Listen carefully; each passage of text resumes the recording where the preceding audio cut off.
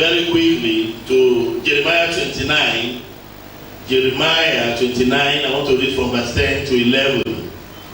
I want to read 2 or 3 passages, then I will bring out something from it. Then we go. Jeremiah 29 from verse 10 to 11. I read. For thus saith the Lord, that after 7 years they are accomplished at Babylon, I will visit you. I will visit you and perform my good word towards you in causing you to return to this place. 11. For I know the thoughts that I think towards you, said the Lord, thoughts of peace and not of evil, to give you an expected end. I'm able to bring out something from this passage, this verse, that you can only get what you expect. You can only get what you expect. And what you expect, you cannot get until you prepare for it. Because there's a saying that if wishes were horses, beggars would ride. And that's why I continue to ask myself, what can I tell your children about this? And my mind went to Hebrews chapter 13 verse 8. Hebrews chapter 13 and verse 8. So Jesus Christ, the same yesterday, today, and forever. And I ask myself, what does this mean? It means to me that life is in 3 parts. Some people, where they are today is because they are living in the past. Oh, I was born into a poor family. It's a past. Oh, my parents did not send me to school. It's a past. Oh, nobody helped me when I was growing up. You have grown. Oh, when I applied for that job, they didn't employ you. It's in the past. So what you should do is, number 1, your past is your last destination. It's in the past. So no matter how you hold on to your past, you cannot change anything. So don't live in the past. Tell people, don't live in the past. Because you can never bring it back. You can't bring it back. Then you were born in a general hospital. There's nothing you can do about it. Can you go and get back and then they go and give birth to you in maternal? No. So that you are dwelling on that, it shows a person that is not going anywhere. Where am I going? Somebody will be asking, what is the topic for this message? I have not gotten there. I want to whet your appetite. I want to prepare your mind to where I'm going. And again, the second thing is your present. Present. Your present, that is why they call it present. It's a gift from God. That's why it is called present. And whatever you do with your present will determine what will happen to your future. Whatever you are doing now will determine your tomorrow. So today is the determinant of your tomorrow. In fact, for everybody that you see succeeding today, what they did yesterday is what is happening to them today. So you cannot control your yesterday, but you can control your today. Today, tell your neighbor, today. Some people are not here this morning, they are elsewhere. But you have decided to be in the presence of God. It will determine what will happen to your tomorrow. So today I will be speaking to us on the message I've titled, Making the Most of Your Life. Making the best out of your life. Making the most of your life. In English they call it superlative. Little, more, most. Good, better, best.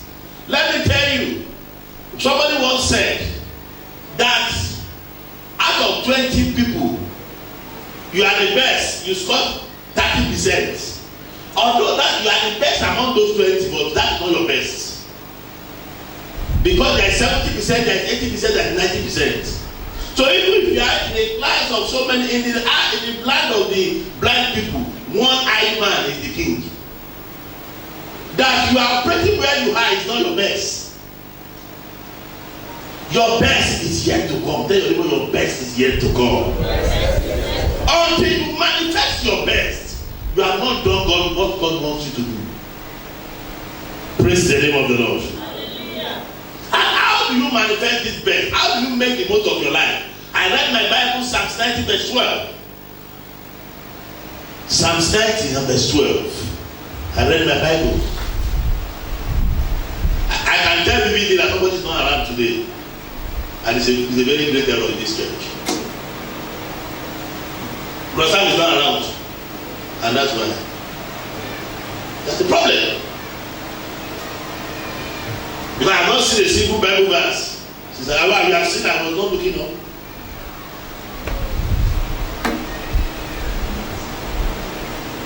Psalms 90, verse 12. Teach us to number our days, that we may apply our heart unto wisdom. To number your days means that to take account of your day. Let me tell you, children of God, today marks the beginning of a new day for all of us. It's a new day. So whatever has happened before, a new day has come for you. And when your new day comes, your errors of the past does not matter again. Somebody was talking to me yesterday and we were discussing, and he said he cannot remember how it used to be in the past. When God changes your story, you forget where you used to be. You forget what it is like to suffer. You will not remember it again. For somebody here, in your life, you will never remember suffering again.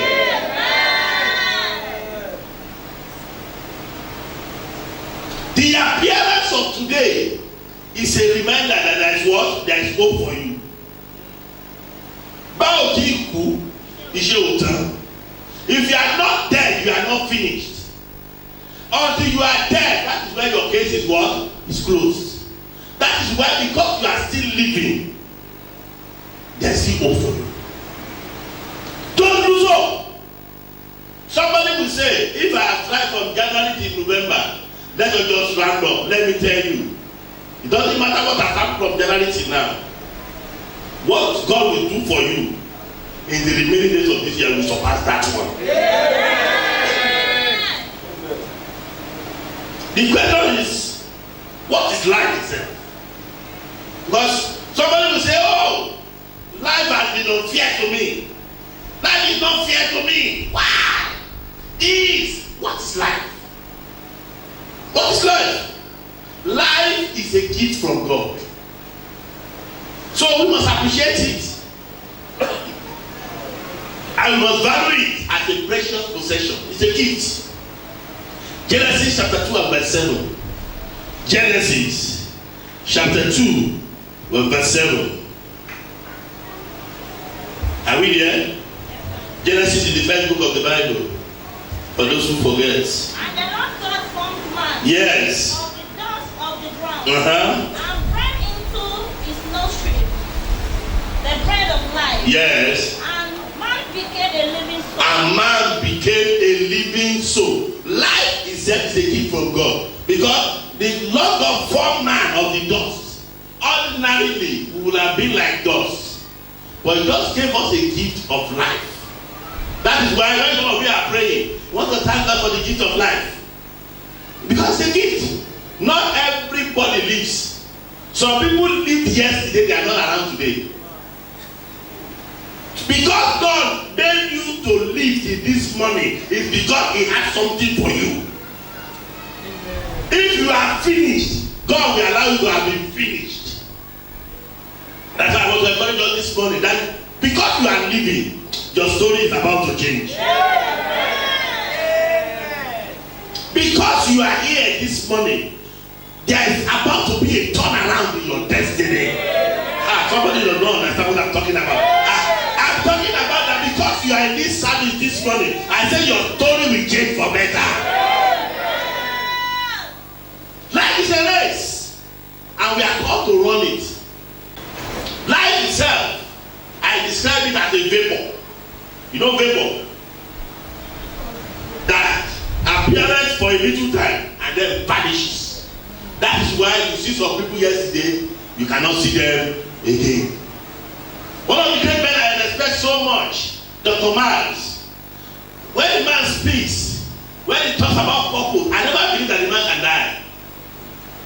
It will never occur to me, that's me. I felt that God has endowed this man so much that God will not want him to die. But he died. That's what people don't want to hear. All of us will die. One day, when, how, we don't know. All of us wants to go to heaven, but there's only one vehicle that is going to heaven, and that's the vehicle of death, or rapture, as the case may be. Every day you die, your rapture has occurred. You want to go to heaven, but you don't want to die. But the important thing now is that what do you do with your life while you are living? If you live and you live for nothing, then you are a disaster to yourself and your generation unborn. If you live and you live without a legacy, then you are a disaster.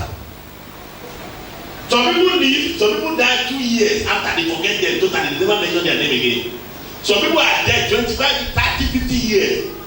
So there's one man from Ogun State, from Ikene, I don't know that Ikene. But some people still go ahead to be wearing their cap. His cap, they will say, I'm going to cap. You know why? He left a legacy. What do you want to leave? The man was never a professor, but professor was with his started wearing his cap. That's a legacy. We are talking about life. I said earlier that life is in phases, as is in stages. As stated by John C. Maxwell, he said life has 3 parts, the way the Bible said. The first part is the learning stage. The learning stage of life. If you don't learn, you cannot earn. So many people want to earn. Father Lord, I need a miracle. If you don't learn, you cannot earn. How do you learn? So those who go to school, you are learning. Apprenticeship, you go and learn handwork, you are learning. You must learn something. So if you are here, you didn't learn anything and you are here, I'm afraid for your life. There must be something that you are an expert in. Some people are earning living from music. Only, they just play and they make people happy. And people will pay them. When people don't have to play blocking drum, instead of them playing the drum, they will be tearing every drum they see. Is that how they will pay them? They will tear drum every day. So what are you doing? What are you learning? You are a general accountant, you call yourself. They call you for auditing. Instead of you to account where you scatter the whole account, they will never call you again. You are a pastor somewhere. You are a teacher, teach well. You are a doctor. Some people they do something, they forget things of the people's coming. A lot of things happen. So learn and learn well. Until you learn, you cannot earn. So the first stage of life is learning. If you jump the learning stage, you cannot earn. The second stage is earning stage. What you have learned, you use it to earn. And the third stage is the returning stage. That is what you have now earned, you use it to impact your society. You use it to impact other lives. Any life that did not impact other lives is a wasted life. Some of you are here, you are interested in receiving. Receiving, you have never given before. Bible says it is more blessed to give than to receive. Some people are not coming to church again. I won't come to that, the pastor did not help me. Why can't you help pastor? Help me, try, I need help. And see, if I come after 6 weeks and it doesn't do anything, I will leave that church. You are not here for me. If you want to go, go. Open door. Somebody might decide to go, even now, I don't care. Because you must be ready to give out. After you have earned, you too.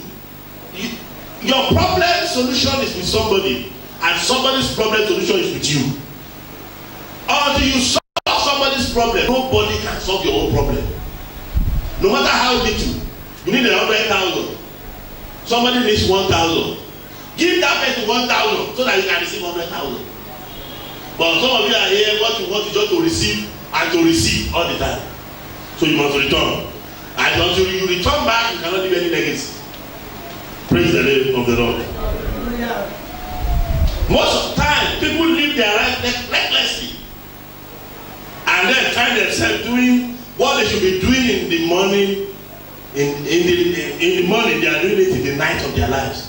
Let me tell you, if you see a man who is 70 years old and is opening gates, something is wrong with him.